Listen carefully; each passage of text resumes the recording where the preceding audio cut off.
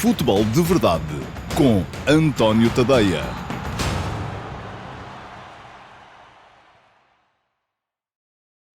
Olá a todos e sejam muito bem-vindos ao Futebol de Verdade Flash para o Young Boys 1, Sporting 3. Nem o relevado sintético, nem a aproximação mais física do Young Boys ao jogo impediram o Sporting de marcar clara superioridade sobre um campeão suíço que, ainda por cima, pareceu estrategicamente mal preparado para o futebol dos Leões. Nos 73 minutos que passou em campo, o Viktor Gyökeres foi sempre um problema insolúvel para a equipa de Rafael Vicky, que não conseguia impedir o sueco nem de receber de costas para a baliza e servir de plataforma para que o Sporting crescesse, nem de atacar as costas dos centrais em diagonais para a profundidade. É verdade que o Sporting só se adiantou aos 31 minutos de jogo e num autogolo do infeliz Amendá, que tentava desfazer um cruzamento de Marcus Edwards. Mas o golo até apareceu numa altura em que o jogo tendia a ficar mais dividido, fruto do que pareceu ser um encolhimento dos Leões nas divididas, face às facilidades aparentes da primeira meia hora. Gyökeres marcou o segundo, mas ainda que o Grinic tenha mantido o Young Boys na eliminatória, com um golo no reatamento, o facto de os Leões só terem levado 3 minutos na segunda parte para abrir outra vez uma distância de 2 golos, através de Gonçalo Inácio, permitiu uma gestão da partida e do plantel nos mais de 40 minutos que ainda faltava jogar. Logo de início, Ruben Amorim já tinha poupado alguns titulares, como veremos à frente, mas nem assim a abertura da partida deixou de ser verde e branca. Confortável a sair da pressão que o Young Boys fazia na frente, a equipa portuguesa alternava com frequência na forma de chegar lá, ora jogando nas entrelinhas, para a agilidade de Bragança, Pote e Edwards, nas ligações, ora buscando desde logo o Gyökeres, que recebeu um total de 23 passos progressivos nos tais 73 minutos em que jogou. Se a bola lhe solicitava o ataque à profundidade, ele abusava das costas dos centrais, impreparados para as suas habituais diagonais. Se esta lhe era dirigida logo ao peito, aguentava e contribuía para as muitas faltas ganhas pela equipa. 23, 6 delas sobre o sueco. Assim sendo, o Sporting começou desde cedo a ameaçar marcar. Gyökeres, ao primeiro minuto, foi frustrado por uma boa mancha de Van Balmos, tendo depois chutado à rede lateral na sequência de um passe de Hjulmand aos 21 minutos e motivado uma defesa do guardião suíço aos 25, após movimento interior de Edwards. Até que, aos 31 minutos, chegou mesmo o 0-1. Gaio lançou Edwards na linha de fundo e, mesmo com o pé direito, este cruzou para onde estava Gyökeres. A bola não chegou lá porque Amendá a cortou para as redes. Adan, que já tinha parado um remate de fora de Lacomi aos 12 minutos, opôs-se a Mvuka aos 37, numa altura em que as facilidades inferidas deram ao Sporting para tirar um pouco de intensidade nos duelos. Mas foi nessa altura que, aproveitando o crescimento do Young Boys no campo, Edwards fez um slalom que só acabou num choque com o guarda-redes já dentro da grande área. Do penalti, Gyökeres fez o 2-0 e encaminhou seriamente a partida para o lado leonino. É verdade que um minuto depois, numa recarga a um cruzamento de Aydam, o Grinic reduziu. Mas não só o melhor jogador dos suíços se magoou nesse lance, como ao abrir a segunda parte, num livre de Pedro Gonçalves, com várias manobras de diversão, Inácio recolocou a diferença em 2 golos com um bom cabeceamento. Acabava ali qualquer reação sonhada pelo Young Boys, que ainda viu Pedro Gonçalves acertar um remate na base do poste da baliza de Van Balmos, após um dos muitos contra-ataques que o Sporting foi conseguindo fazer na segunda parte. Até final, tudo se resumiu à gestão da equipa por parte de Ruben Amorim, que substituiu Gyökeres, Hjulmand e Pedro Gonçalves, e estreou Quandredi e o jovem Rafael Nel, com o conforto de uma vitória que deixa a eliminatória mais do que bem encaminhada. Só um descalabro daqui por uma semana evitará que o Sporting esteja no sorteio dos oitavos de final da Liga Europa.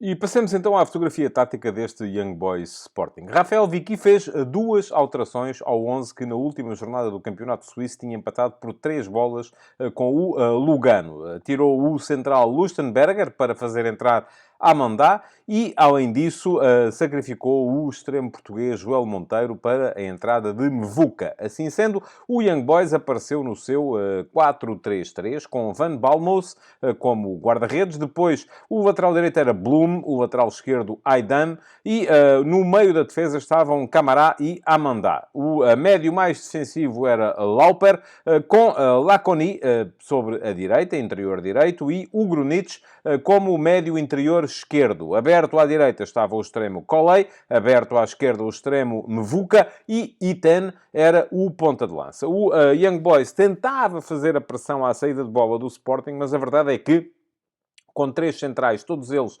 fortes no momento de início da organização, a equipa leonina era capaz de ligar sempre, sem problemas, fazendo a bola circular de um lado ao outro do campo, porque tinha sempre superioridade numérica. Mesmo que o Young Boys avançasse lá com o Ugrinic para perto dos 3 homens da frente, era relativamente fácil ao Sporting fazer a bola circular desde a direita à esquerda ou desde a esquerda à direita, para encontrar depois ligação com os médios centro, Yulman e Bragança, ou até diretamente dos centrais para o ponta de lança Gyökeres, que foi sempre um receptáculo de garantia para a saída de jogo do Sporting. O Sporting fez, em contrapartida, 4 alterações ao 11 que tinha vencido o Sporting Clube Braga no último fim de semana. Saiu Sebastián Coates, o capitão da equipa, por razões relacionadas com o facto do campo sintético ser, se calhar, demasiado duro para as articulações do veterano central uruguaio, e quem jogou como central foi Mateus Reis, o que obrigou à passagem de Gonçalo Inácio para central do meio. Além disso,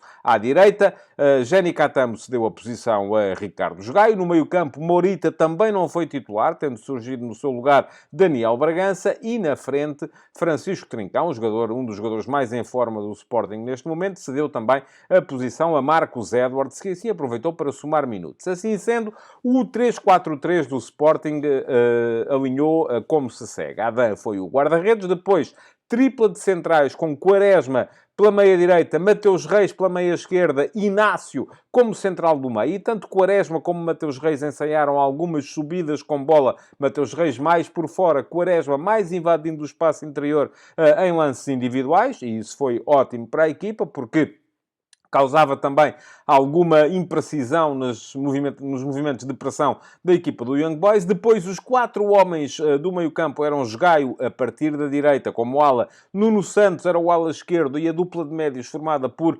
Yulman e Daniel Bragança. E, na frente, Marcos Edwards atacava a partir da direita, Pedro Gonçalves a partir da esquerda, e Gyökeres era o ponta de lança. Tal como já vos disse atrás, o Sporting foi sempre sendo capaz de variar bastante o seu início de organização ofensiva. Ora, fazendo a bola circular de um lado ao outro e encontrando a saída por aí, ora ligando diretamente com os 2 médios, ora conseguindo ligar desde logo com passes de Inácio ou Quaresma ou Mateus Reis diretos para Gyökeres, ora baixando Edwards e Pedro Gonçalves para as entrelinhas, onde aparecia também Daniel Bragança. Portanto, o Sporting sempre capaz de chegar à frente sem problemas, e dessa forma, ora chegando com Gyökeres nos ataques à profundidade, ora chegando com mais jogadores e criando muitas vezes situações de transição com superioridade numérica na frente. Isto foi sempre um problema para o Young Boys, que pior ficou ainda quando ao intervalo teve que substituir o Grinic, magoado no lance do golo que marcou,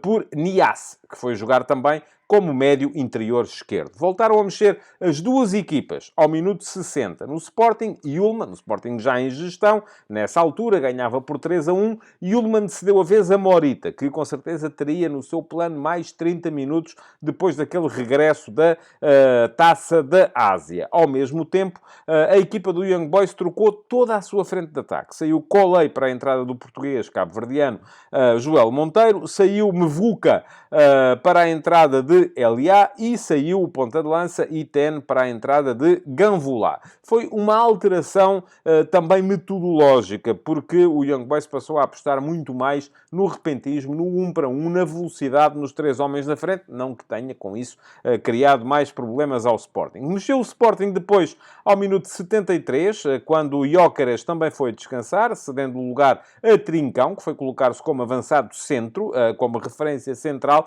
e o Sporting a partir daí perdeu completamente a possibilidade de chegar à frente. Porquê? Porque muito dessa possibilidade dependia de Gyökeres, da sua capacidade para receber a bola, para atacar a profundidade, para receber de costas para a baliza. Deixando de ter essa referência, o Sporting deixou de ter a tal plataforma em cima da qual montava a capacidade de chegar à frente. Portanto, o Sporting, no plano ofensivo, praticamente acabou ao minuto 73 e passou então apenas a gerir o jogo ou a tentar algumas saídas em contra-ataque, que ainda as foi conseguindo. Ao mesmo tempo, o Sporting trocou ainda Pedro Gonçalves por Jenny Catamo, que começou por se colocar como avançado do lado esquerdo. Ele que tem sido, durante boa parte da temporada, ala direito. Portanto, nada a ver, mas também pode fazer a posição. Ao minuto 81, o Young Boys esgotou as suas alterações, trocando o médio interior direito Laconi por Malés, sem alterações táticas também. E ao minuto 84, o Sporting também fez as duas trocas que lhe faltavam. Saiu Daniel Bragança para a estreia de Kobaku Andredi, sem que tenha mostrado nada de extraordinário, também só teve estes 6 minutos em campo, e saiu Nuno Santos, o ala esquerdo, para a entrada de Rafael Nel, o jovem avançado centro da equipa B, que foi jogar no centro do ataque, então, nessa altura, passando Jani Catam para ala esquerdo e derivando Francisco Trincão para avançado interior esquerdo. Acabou assim o Sporting na mesma no seu 3-4-3, mas com outros intervenientes. Já na ponta final do jogo, depois da expulsão de Camará ao minuto 89, Vicky passou a equipa do seu 4-3-3 para um 4-4-1, baixando o Lauper para central ao lado de Amandá. Portanto, foi esta a forma como o Young Boys acabou a partida, mas nessa altura já o jogo estava mais do que decidido.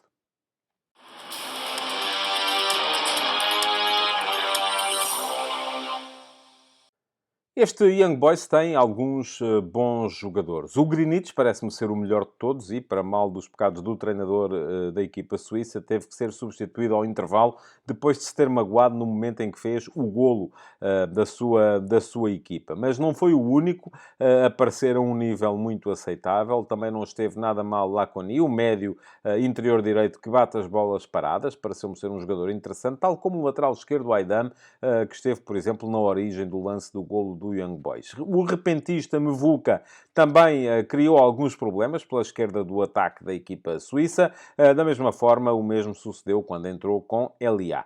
Mas os heróis estavam, de facto, do outro lado. E quem é que esteve melhor na equipa do Sporting? Os ágeis Bragança, Edwards e Pedro Gonçalves nas ligações interiores. Quaresma, muito bem, mais uma vez, a escolher bem o momento de soltar, a escolher bem o momento de avançar em condução. E Ullmann de seguro sempre na forma como ia trocando passos, embora me tenha parecido que a partir de determinada altura passou a defender-se mais nas bolas divididas, mas nenhum jogador teve no jogo o impacto que teve, mais uma vez, Viktor Gyökeres. É verdade que só marcou de penalti, que até não teve assim tantas ocasiões, nem desfez, como é costume, a defesa adversária, mas foi sempre dele que dependeu a capacidade do Sporting para chegar à frente. Quer em ataques à profundidade, nas diagonais para o espaço nas costas entre o central e o lateral, quer até inclusive na forma como baixava para receber de costas para a baliza e segurava a bola à espera que a equipa fosse ter com ele. Gyökeres foi o herói deste jogo.